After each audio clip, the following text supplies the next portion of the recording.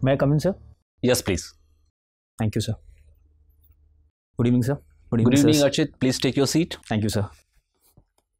So, Archit, we are maintaining a safe distance as part of our commitment to COVID-appropriate behavior. Yes, sir. So, will it be fine for you if you remove your mask and then engage with us in a freewheeling conversation with us?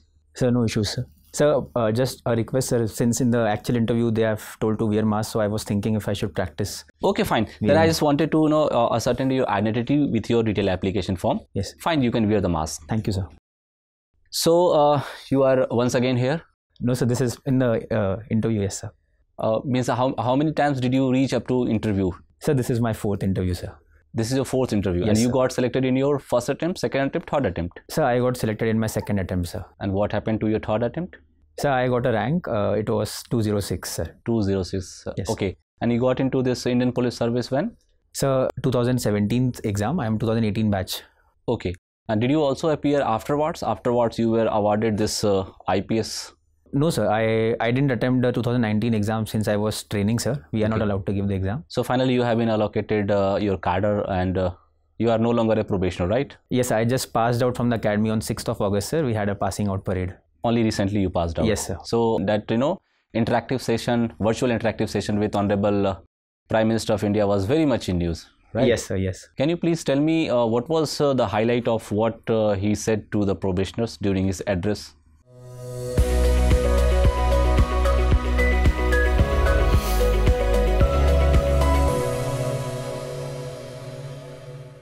So the one thing which was the highlight according to me in that session was the fact that Prime Minister mentioned about the need of positive police perception amongst the public, because he mentioned about how the NDRF, how the army have a good perception amongst the people, but the police force lacks in this. And otherwise he mentioned about the relative less use of social media by IPS officers and more focus on public service. Okay. Archit, tell me one more thing. I just want to ask from you. Why is it that 2 of the best probationers were females in your training batch? So yes, sir, this was one of the first times that a lady probationer got the outdoor sword of honor, and also the top 2 best probationers in indoor and outdoor activities were lady probationers. So I think it is a very good thing that women are coming in the police force and getting top laurels. So as for the reasons for it, sir, I know them personally, and I've seen them work very hard in the training days in both indoor and, sir, the training is very hectic. So in indoor and outdoor, both of them have been excellent. So it's their personal effort and hard work, sir. Okay, ever since you enter into the room, we have been interacting for 2 or 3 minutes, right? Yes, sir. Tell me, we know more things about you during the course of interaction and having gone through your detailed application form. Do you still want something to tell us so that we could have a glimpse of something which has not been covered either during our conversation or cursory view of your detailed application form? So I am an avid sports lover, and I love watching sports and having discussions around sports issues, and I also love spending time with my friends and family in my free time. Do you also understand Hindi? Yes, sir. You are equally good at understanding Hindi and speaking Hindi? Yes, sir. If I can correctly recall one dialogue from one a Bollywood movie which says, "अगर police चाहे तो बच्चे का खिलौना भी कोई नहीं चुरा सकता." Can you please tell me what does it speak about the expectation from the police, or can it be said, is it a frustration against how policing is functioning in our country? Sir, this particular dialogue essentially means that if the police force of a district have it upon themselves that they are on a war footing in a district and they can prevent any types of crime through proactive and evidence-based policing. And I think, sir, this showcases the importance of a police force and the aspirations people have from the police force of this country. And this also tells the ideal standard to which a police force should reach up to. So people of our country are pinning their hopes on you so much to do being a part of police services. Why then you are determined to go for Indian Administrative Services? Also, you have not considered even a bit to explore your career in foreign service. Sir, definitely, sir. Indian Police Service and Indian Administrative Service, both are just ways of public service, and both are in their own merit prestigious public services. Sir, my aspiration for the Indian Administrative Service stems from the fact that I personally felt it offers versatility in one's career and gives ample opportunities to work in different developmental domains. And hence I felt the need to aspire for it. And as for foreign service, sir, I wanted to stay in India and be here and be connected to the people here. So that was a personal decision for me to not opt for the foreign service, sir. Okay, thank you, sir, please. Archit, Yes, sir. Taliban is inviting women to take participation in the government. So, do you believe? So I think actions speak louder than words. And what we had seen in Taliban 1.0, we had seen how cruel they were towards women and they subjugated women's rights totally. It is good that they are showing a modern face right now as Taliban 2.0. But sir, I think we should wait and watch and see how far they would go in their policies regarding women. Then what looking in 23rd, that means after 2 years, what will be the future of Afghanistan? What you are looking? So I think Afghanistan is in a very precarious position right now, and the situation is completely evolving. And as far as what we can be certain is that Taliban is there to stay. They have the whole control of Afghanistan. Sir, I feel that since it is 21st century and 2021, Taliban may have to give in to modern pressures from around the world and international countries to have a some form of progressive form of government. And I personally feel that they might have to give into international pressures in this regard. But I also feel that after 2 years, there might be a Taliban Pakistani China nexus, and that might create security implications for India. Okay, good one. India's current population, can you mention? Sir, it is around 130 crore, India's population, sir. 130 crore. Yes. Okay. By 2050, it will be around 164. But by the end of this century, it will be around 140 crore. Yes. Okay. This is the projected population of India by UN. Yes. Then what repercussion may we feel in last of 21st century due to the less population size? Sir, definitely, as you said, that our demographic dividend is right now on a rising curve, and after 2060 it will come down. Sir, one of the major repercussions it will have on us as a country is to have certain policy measures for the old age people and the working class right now who need social security benefits, pension benefits, etc. And also later on, sir, as the old age people increases and the working population decreases, there is a severe hit to the country's productivity and economic systems, as it was witnessed in Japan after their demographic boom. So we need to have serious certain policy measures for the non-working class people. Okay. My next question: cyber criminals are more smart than our policemen. Comment on it. Sir, I would agree to the fact that cyber criminals right now are so tech savvy compared to our police force, because sir, 86% of our police force comprises of constabulary, and they don't really get a lot of training in IT systems or even technology. So I would agree to the fact that sir, cyber criminals right now, the new age criminals and the new age crime they are committing, they are more tech savvy and they are more trained. And sir, I think in this regard, it is upon senior IPS officers, the supervisory officers, to train the subordinates and empower them to deal with such kind of crimes, sir. Then why should we not indulge the ethical hackers in our police force? Sir, indeed, sir. I think we need to have ethical hackers in the police force. In fact, sir, Telangana police has done quite a lot and having some kind of coordination with ethical hackers, as some of my batchmates in Telangana told. And I think, sir, it is the need of the hour. My last question: why I should visit Wardha? So Wardha is a place with historical significance, that it has Sevagram Ashram, where it was Gandhiji's abode. Also, sir, Wardha, near Wardha, we have Pavnar Ashram of Vinoba Bhave, who piloted the Bhudan movement. So I think it would be good if you visit such ashram and relive our historical glory, sir. Have you visited both places? I have visited both places, sir. Thank you, Archit. Yes. Hello, Archit. Hello, sir. Archit, since you are mechanical engineer, na? Yes, sir. Indian agriculture have very low mechanization rather than the developed country. Why we cannot increase the mechanization in agriculture? What are the challenges are there? So Indian agriculture definitely has lower mechanization than the world average and the world developed countries. Sir, it stems from some major reasons. Sir, firstly, the input cost of such mechanized products and equipments is quite high for the Indian farmers, who already have to deal with other rising input costs for seeds, fertilizers, etc. Sir, secondly, in developed countries like USA, we have mechanized farming, and there are large swaths of land, and they can have high production from mechanized farming.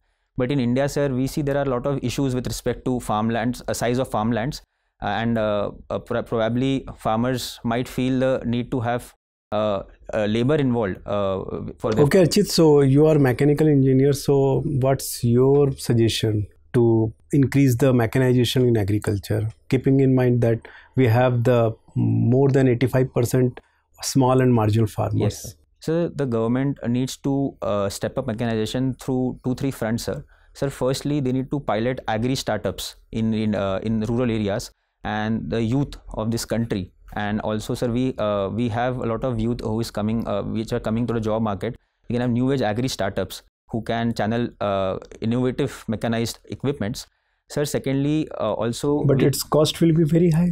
Sir, I think, sir, India has been a country which has shown frugal manufacturing can have its benefits, and India has certain advantages. Do you know about the custom hiring center that was recently started by the MP government?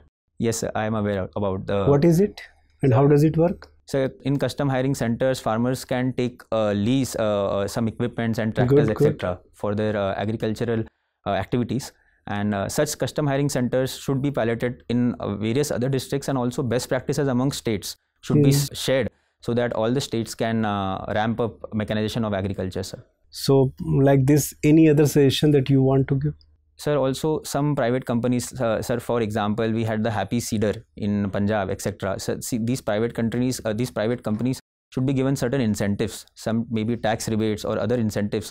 And also farmers, sir, at the end of farmers, sir, we need to empower them and educate them and make them more aware about the long-lasting impacts and long-lasting benefits of mechanization, which they might not be aware of right now, sir. Good. Thank you. Sir, please.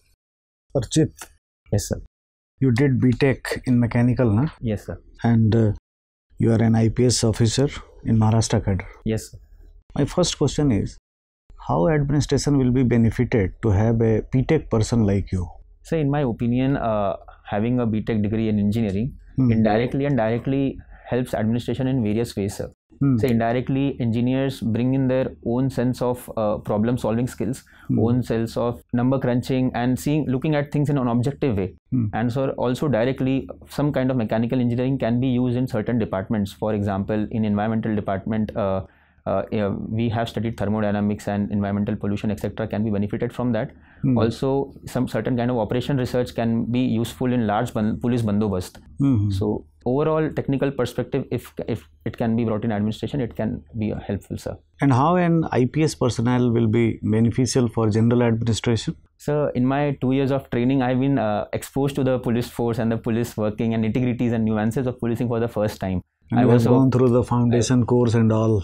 Definitely, sir. I was a total civilian, and getting to know about the nuances of police force has vastly helped me in knowing about the various duties police force does, and also various limitations they have to undergo. They work within. So being in administration, I will appreciate much more about how policing works, and it can lead to better coordination in the district amongst the DM and the SP, and for the overall public welfare, sir.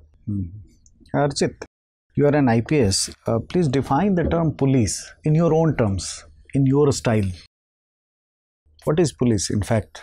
Why we are police-fearing people?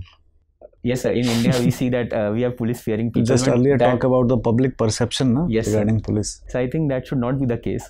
In fact, people should have a trust, and people should have great trust in the police force.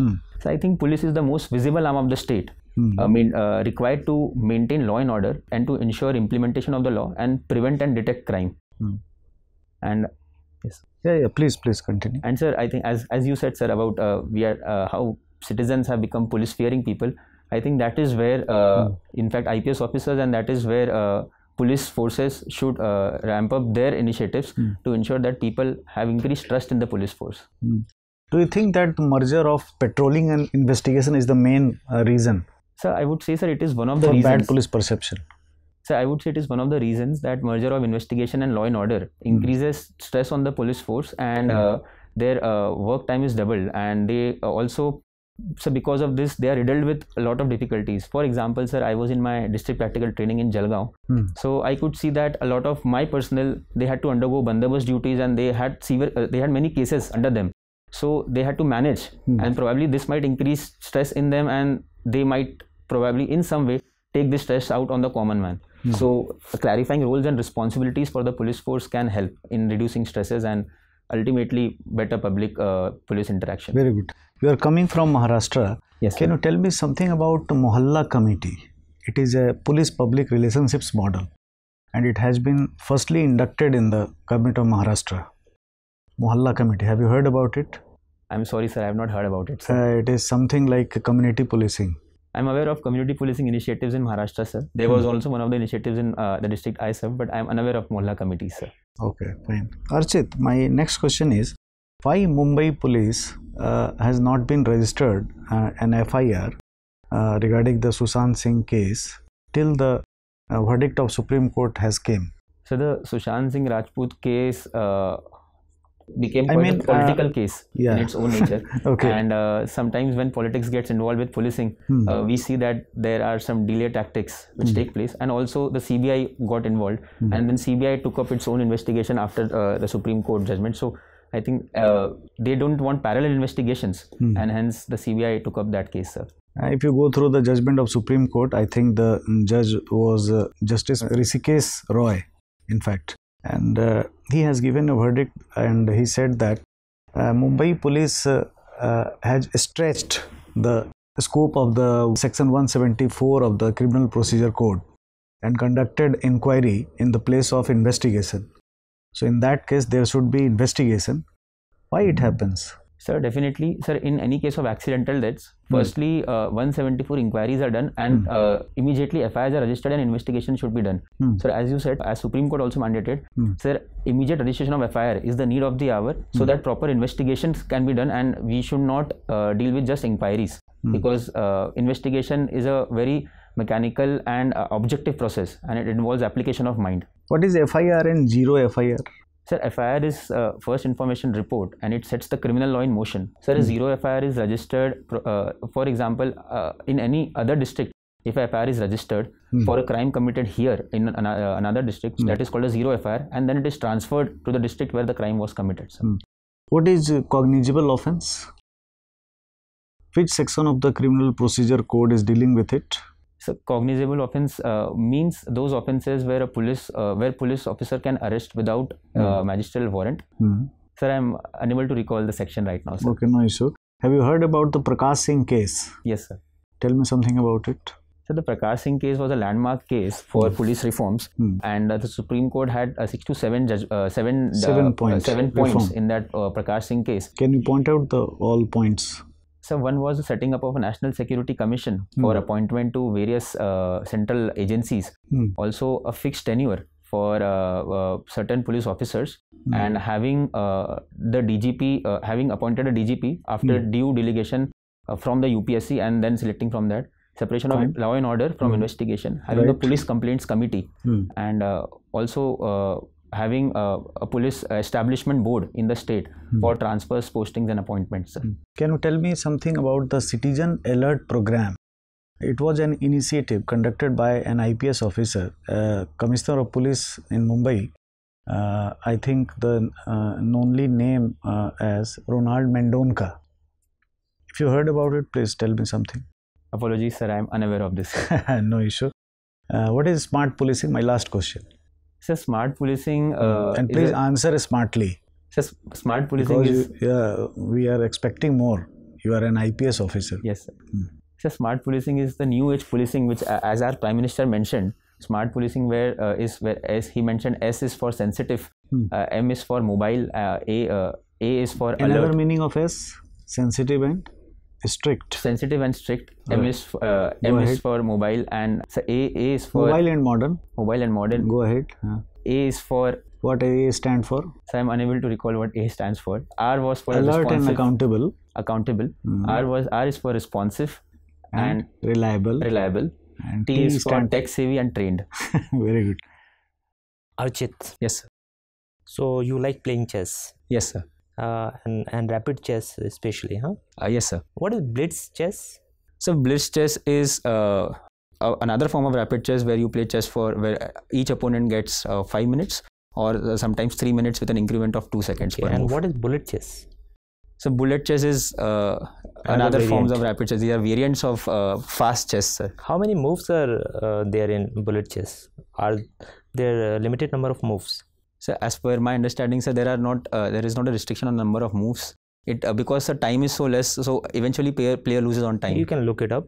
I I look think it up, there's sir. a limitation in number of moves as well. I look it up, sir. How many grandmasters do we have in India? So right now we have around 68 grandmasters in India. Recently, just a week ago, Harshit Raja from Pune also became a grandmaster, sir. Right. And what is the ELO points that you need to become a grandmaster? Some minimum 2500 ELO points are required to become a grandmaster, and also some other conditions. We have to have 3 grandmaster rated norms, and there are specific conditions for the same. And the Indian player with the highest ELO points? So it is right now it is Vishwanathan Anand, sir. Okay. And can ignorance of law be cited as an excuse? Definitely not, sir. It is an established dictum that ignorance of law cannot be cited as an excuse. Especially for citizens, like it will not be taken as an excuse. Yes. But then why police repeatedly keeps registering FIRs based on Section 66A of IT Act, which has been struck down by the Supreme Court? So indeed, sir, Supreme Court recently has quite from time and again reiterated the fact that even after the Shreya Singhal judgment, the police force has kept on making cases under Section 66A, and there are around 700 cases So pending. as an insider, tell me, like, why this keeps happening? How much of this responsibility lies with IPS officers? So in my opinion, sir, a large part of responsibility lies with the IPS officers, because they are the supervisory officers and they have clear knowledge of law, and they are the ones who need to follow the judgments and legal principles. So because at the police station level, sir, what happens is the SHO is riddled with a lot of responsibilities. He might not be aware of the judgments, and also in the CCTNS software, when we register an FIR, sir, even after the Supreme Court judgment, this section does come up while putting registering. So why regular updation is not happening? So just as, sir, when the Supreme Court judgments comes, we don't delete part of law from the law itself. This is in India, we don't do it, sir. So in fact, the Supreme Court judge made a remark that only the Solicitor General or the Attorney General who was representing Government of India, he is only reading the footnotes, and nobody else is reading the footnotes, so nobody knows that if a law has been removed or is still on the statute books. Indeed, sir. Right. Another question that I have from you is India-China relations. They have seen a lot of friction in recent times. If you can pointedly tell me, like, what are the 2-3 reasons for this increased hostility between India and China? A couple of reasons for the increased hostility between India and China. Sir, firstly, both these are rising powers in Asia, and China is flexing its muscle economically as well and militarily. And and in economic terms, sir, there are supply chains where China has a kind of monopoly, and also we have various border friction points in the northern sector, in the eastern sector, in Arunachal Pradesh, and in Pangong, so etc.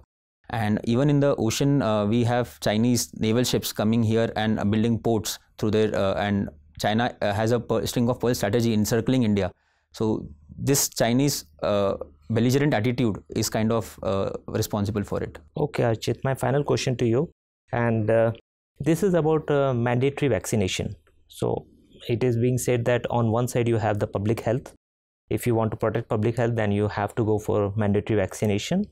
And the other thing is about individual rights and bodily autonomy, that every individual has a right to. So if you have to decide, and there is no case where you can have both, it is either or case, right? Yes, sir. So what will you opt for and why? Public health or individual bodily autonomy? So personally, I feel mandatory vaccination is not the right way. So because there are reasons, as you mentioned, sir, freedom of expression and bodily autonomy of an individual. Also, there are philosophical and religious reasons against mandatory vaccination, because people are religious and their religion might not accept mandatory vaccination. But don't you think that will put everybody at risk? Because some people don't want to get vaccinated. Sir, anyway we have herd immunity at 60 to 70% level, sir, and the fraction of people who would be having such an issue would be quite less. So thirdly, one important point I feel is that such kind of mandatory vaccination increases panic amongst the people, and this might lead to lead to negative fallouts of mandatory vaccination. Thank you, Archit. So Thank you, sir. Archit, Yes, sir. so you have been awarded this excellent student mentor award in your colleges, right? Yes, sir. Can you please tell me, is there any basic difference between being excellent and being perfect? Sir, I think perfection largely means about when you're doing some job, you have no faults in that job, and you are the best you can be. And being excellent means much more than that. Being excellent means you're not just perfect, but so in you have terms the of qualities. degree, being excellent is above being perfect, right? So I would not say above being perfect, but excellent is something else. It means you are not just doing that job, but you have some wide-ranging qualities as well, in my opinion, sir. Okay. Can you please tell me the difference between counseling, guiding, and mentoring? Or are they same thing? Only the nomenclature has a variance. So there is a tacit difference between counseling, guiding, and mentoring, but they are closely related. In my opinion, guiding somebody means you're just showing them some path, and counseling means they might be going through some issues, and you are proving to be an able counsel for them. And mentoring means you are just not hand-holding, but you are with them throughout their journey. Okay. Tell me, you are from Maharashtra, right? Yes, sir. So it's relevant for me to ask something from this Bhima Koregaon incident. Yes, sir. See, many of the social activists who had largely contributed in empowering the marginalized section of society have been put behind bars, right? They have a proven track record of, holding the hands of society. Do you personally feel as a certain section of our society is saying that, evidences were botched up and fabricated and they have been put behind bars only because, certain, vested interests are at play? So how do you react to this particular allegation, and if at all it is true, what should be the course of action? So Bhima Koregaon is a sensitive issue and also a political issue, sir. And after the Pune police filed the FIR and did cases, there were certain allegations, as you said. So in my opinion, whenever such allegations are taken up, it is upon the police to ensure that their files and their papers are always true, objective, and the investigation officer applies his mind throughout.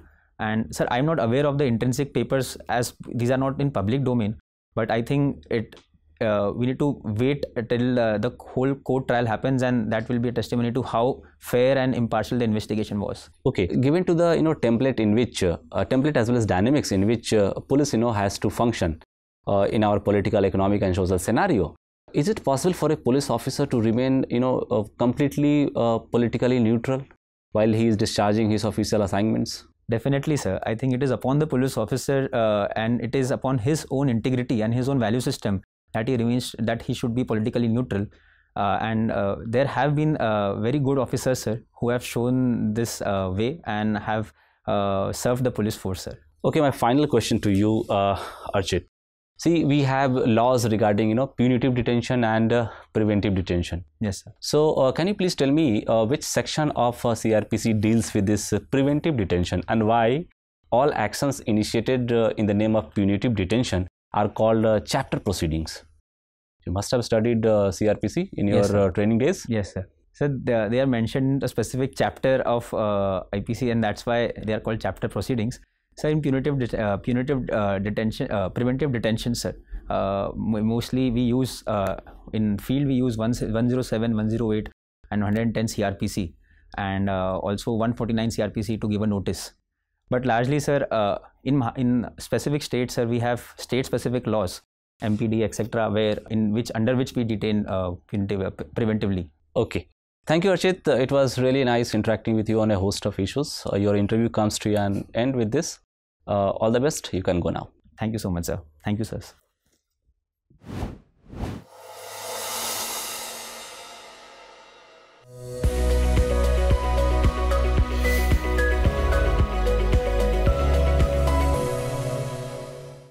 Archit, please take your seat. Thank you, sir. So, how was your experience interacting with us? Sir, very good, sir. So now, talking professionally, how do you rate your performance on a scale of 10? So it will be quite difficult for me, around 7 to 8, sir. So we are of the opinion that you are exceeding that mark as well.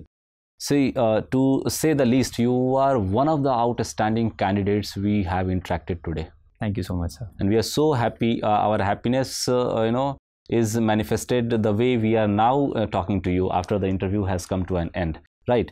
So you are one candidate who is beaming up with entire, level of confidence that is expected from a candidate. And you have all the positive attributes in you to consolidate your energy, confidence, and engage in a very fruitful and enlightening conversation. Thank you so much. So that has been there. So talking specifically about opinion-based questions, the kind of solution that you are suggesting is simply out of box and innovative in character, and at the same time, if we make constructive assessment of their feasibility to be put into place and obtain desired result, we don't find any mismatch or any lackness, right? Yes. So these are very innovative steps that if you are part of civil services, if you are putting in place, definitely good changes will usher in. So these are the things again, and as a value addition, I must suggest to you that since you have a background of police service, right? Yes, sir. So definitely, out of interest or out of curiosity, there may be certain questions, and yes, when questions are framed, we will be asking simple questions and followed by complex questions or a combination of both, right? So you should not lose holding the thread of simple questions only because these are simple questions and I can afford. You cannot, because you have been into policing, yes, right? Like cognizable offenses, non-cognizable, bailable and non-bailable, which section these, and and in general parlance, what does that mean? Fine, technical things, fine. If I am not into this law, or if I am not a active police officer, I may not be knowing about the technical details, but yes, I will have a peripheral knowledge about things which are happening in our society. Yes. So that you must be aware of.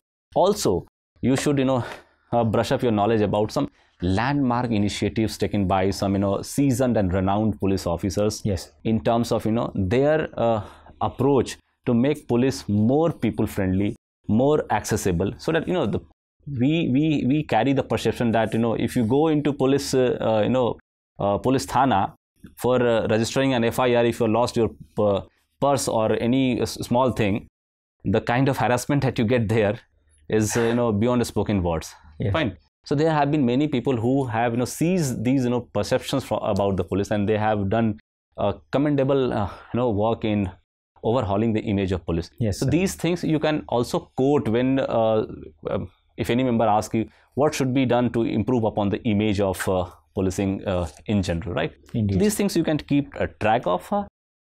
With regard to international affairs, you are one candidate, I must be candid enough to say that it's very tough for us to find fault in your personality. Thank you, sir. In terms of various parameters that we have put in place to judge the suitability of a candidate for the services that he or she is aspiring for, right? So that speaks volumes about how exceedingly well you have been performing. So at the end, I must say all the best. May you come out with flying colors, and you just reach the pinnacle of your effort that will be getting into Indian Administrative Services. All the best. Thank you so much, sir. Thank you, sir.